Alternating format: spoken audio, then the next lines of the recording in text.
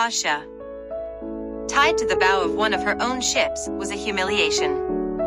An Ironborn no longer in command of her ships, used as a show of victory for the Northmen. Asha felt that humiliation every time she was tied to the front when the Northmen sailed the seas, with her crew's heads on spikes covering the ships. She'd had no real protection from the sea, not like she was captain. Asha felt every crash of waves as the ships cut through the sea. She felt every cold wind, as sharp as her blades, strike her face. It was a brutal punishment, only being taken off the bow at night to be fed, and in the dungeons when brought to land. The only consolation for her was that she'd not been tortured or raped. They'd just taken all of her dignity instead, reduced to nothing more than a hostage.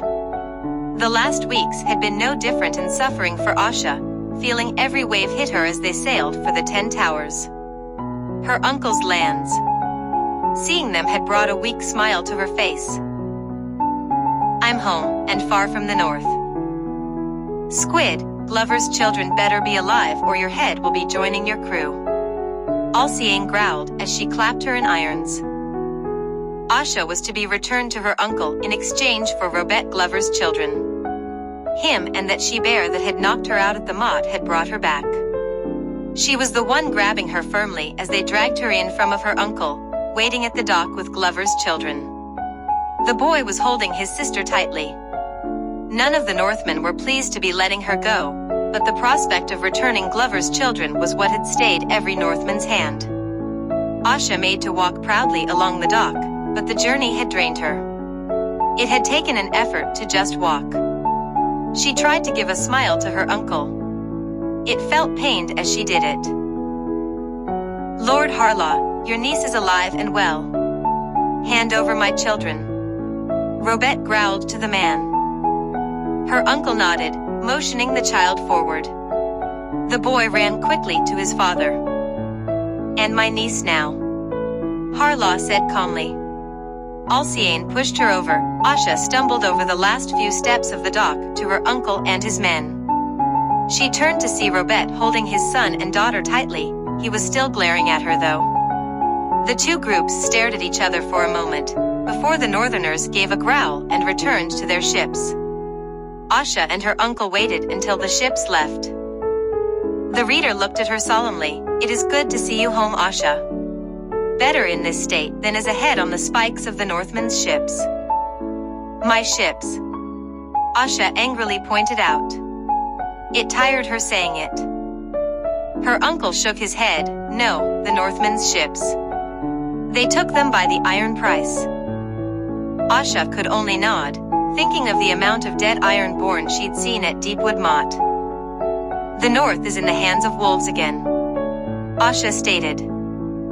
And do we fear a reckoning from it? Harlaw asked. Asha stared hard at her uncle. We do. The Stark that leads them now won't ever forget what my brother did at Winterfell. The Northmen will come one day to end us. Asha, for all her bravery, wasn't able to hide the hint of fear in her voice. All I see is those predatory eyes when I close my own. John Cunnington. It was always the wolves. The fucking wolves had ruined everything, causing Rhaegar's death. That wolf bitch had ensnared the Silver Prince. Her brother and father had started a war. And Ned Stark had come south and stopped his victory over Robert, leading to Rhaegar's death. And Varys' little birds were telling the same story. Their pups were ruining things. Sansa Stark with the Vale, and Jon Snow in the north. I've had enough of them, more things for Aegon to deal with. He could see him debating the news, another matter that he would have to deal with to take the realm. Will we be able to take the north when I unite everything south of it? Aegon asked the group. To his surprise, the Septa Lenore answered with a smile. She was the beauty of the group, dark hair and blue eyes, almost as ethereal as the Targaryens were. I once met a group of Northmen. They told me of their homeland. The North once defeated the entirety of the South when the Undals came at Moat Cailin. And even if you could get through that, the North in winter would freeze your forces, your grace. The Northmen are not people to be dealt with. Better to treat. I doubt they will, though. They've been a pain for over 20 years. Connington spat. Perhaps it is best you offer marriage to your aunt? The dragons would help in your goals. Varys offered. Aegon nodded at him. They would, but she would not likely accept being put to the sidelines. You say yourself she claims the throne by right, even though my claim is greater. Varys tooted slightly. You could still rule when married to her. You can rule even with the title of prince consort. She will know little of Westeros, whereas you have been trained and born for rule since birth. The title would not matter. The realm would know. You are the blood of the dragon too. The beasts are yours as much as hers. Aegon gave a smile, so like Rhaegar's. Then we'll send a message to my future wife. She will need my guidance if we are to unite the realm. Jon smiled at the man he had raised like a son. He's like you, my silver prince, knowing what is best for the realm, even if the grayscale kills me before I see it. I'm sure the Northmen will bend when they see dragons behind you. If not, fire and blood upon them. Connington said with a grin. He noticed the group of advisors and Aegon all smile in response, all but the Septa Lenore. Daenerys. Daenerys had been born here, in the castle of Dragonstone. It was fitting, really. She was born in the place where her ancestor had conquered the realm. It would be where she would reconquer the realm. The realm that was hers by right. I'm glad to be home. And that was the truth. There was a time she wanted the house with the red door, but that wasn't home. It was too small for a dragon. And so was the East. Yunkai and Astapor had not followed her will and had fallen for it. And Daenerys had grown sick of ruling Myrron. She'd grown tired of their complaints. They called her mother for freeing them, yet they grumbled and complained when she made them do works in the city. They complained when her dragons, the ones that had freed them from bondage, had eaten their sheep. I've had enough. I do not care for their complaints. I am a dragon. And she had reminded them of it when she had taken the city again with her Khalasar, with her dragons. With fire and blood.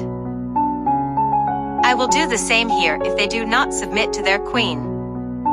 Daenerys smiled at the thought as she looked over the painted table, showing her realm. A realm that had plunged into chaos without her family. Daenerys looked around the table, seeing her allies. Loyal Yora, her Queen's Guard Ser Barristan, Missandei and Grey Worm, her Lord Reaper Victarion Greyjoy, Olenna Tyrell and Loras Tyrell, emissaries for Willis Tyrell, Alleria Sand, Ambassador of Dorne. And Tyrion Lannister, her hand. The group was waiting for her to begin. I am the Queen, Mother of Dragons. What news of my realm? Daenerys asked the group. Her hand was the first to respond. We've received news of the capital, Your Grace. My sister has declared herself queen now that her children are dead. She sits your throne. She is our main threat. Tyrion spoke bitterly of his sister. He always did. We already know who sits my throne. I would like to know more of the realm. Who else are we likely to face? My brother for a start. Euron will do as he likes. He is not your friend, and I have half a mind to believe that he has some plan to beat you. Fleet, I would burn you see him. Victarion spat out. Olenna spoke sharply, that Ironborn has been terrorizing our coasts.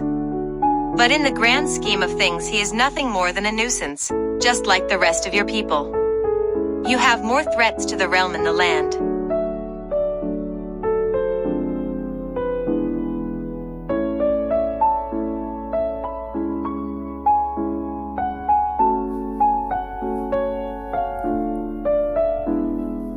Land. The Vale Knights have finally got off their arses, taking the Riverlands and rallying around them. You might be able to make cause with them. They have been fighting the Lannisters. Kingdoms that betrayed my father and brother? Daenerys asked with a slight heat in her voice. Olenna shrugged. If your family had dragons then, they wouldn't have rebelled in the first place. They'll bend to you when they see your forces. I imagine people tend to prefer their skin not melted. You also have the North to deal with, Yora pointed out. The usurpers' dogs are all dead. I'm sure the Boltons will want to side with the victors. Daenerys didn't fail to notice Ser Barristan's sigh at that. I don't understand his defense of Ned Stark.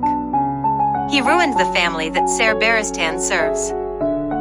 That's not the case, I'm afraid, Loras said. She could hear the grief in his voice. His sister had been killed by Cersei Lannister. Though from what I heard, the Lady Tyrell was another false queen. Daenerys turned her attention to him. A raven came, I believe, to all the kingdoms. It was covered in bloodstains stating that the North belonged to wolves, not Freys, Squids, or Boltons. The bastard of Winterfell has returned from the Wall and declared himself king in the North, much like his brother Robb did when he marched south. Olenna gave a small chuckle. Cousin, Loras. You read the same missive as all of us, boy. It seems Ned Stark could lie. The bastard is by Ned's older brother Brandon. It doesn't matter which Stark sired him, he's still a threat. He's wiped out both my men and the Boltons in a relatively short time. The bastard's a problem, Victarion bluntly said. Will Brandon's son be more likely to bend than a child of his usurper brother? Daenerys asked Yora. The gruff Northman shook his head. It doesn't matter, your grace. The North is loyal to Starks and only Starks. He won't bend to you. Not after everything that's happened since the rebellion and the war in the realm. None of my people will want to do anything in the south. And in winter none of our armies will be able to fight in the north, let alone stay in it. Brandon's son might have more cause to not bend as well. Your father hung him whilst burning his grandfather alive. The Starks have every reason not to support you, Ser Barristan added somewhat forcefully. He'll bend like his ancestors. And I'll have Yora replace him anyway. I have no need for usurpers. The North is a challenge for a united realm, something that could be achieved if you consent to marrying your nephew. He offers a marriage, for the two of you to rule the crown as prince consort and queen. Ilaria purred with her Dornish drawl. The one who challenges my rights so directly, who thinks fire and blood are his. He doesn't understand those words like me. And why should I do that? Do we know if he is my nephew like you claim? I'd seen him before meeting you. He